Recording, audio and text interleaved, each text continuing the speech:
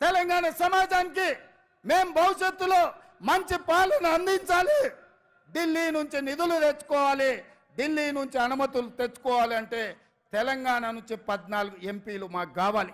ఇవాళ రాహుల్ గాంధీ గారిని ఈ దేశానికి ప్రధానమంత్రిని చేయాలి అంటే తెలంగాణ రాష్ట్రం ఇచ్చిన సోనియమ్మ బిడ్డ. కన్యాకుమారి నుంచి కశ్మీర్ వరకు 4000 కిలోమీటర్లు మండు టెండల్లో మంచు కొండల్లో తెలంగాణలో కూడా 22 రోజులు పాదయాత్ర చేసిండు.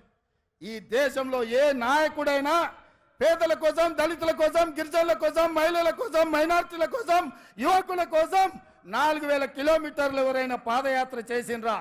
మన నాయకుడు రాహుల్ గాంధీ గారు మండు టెండల్లో మంచు కొండల్లో కన్యాకుమారి నుంచి కశ్మీర్ వరకు పాదయాత్ర చేసి పేద ప్రజలకు అండగా నిలబడ్డాడు.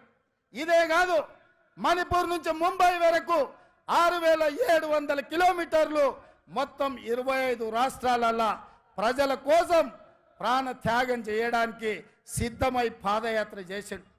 మరి అలాంటి నాయకుడు దేశానికి ప్రధానమంత్రి కావాలన్నా? హెలికాప్టర్లో తిరుక్కుంటూ విదేశీ పర్యటనలు చేసుకుంటూ గంటకు డ్రెస్సులు మార్చుకుంటూ చెప్పిన అబద్ధం చెప్పకుండా జనాలను వంచిస్తున్న నరేంద్ర మోడీ ఈ దేశానికి ప్రధానమంత్రి కావాలన్నా? ఈ దేశంలో ఉన్న యువకులారా మీరు ఆలోచన చెయ్యండి.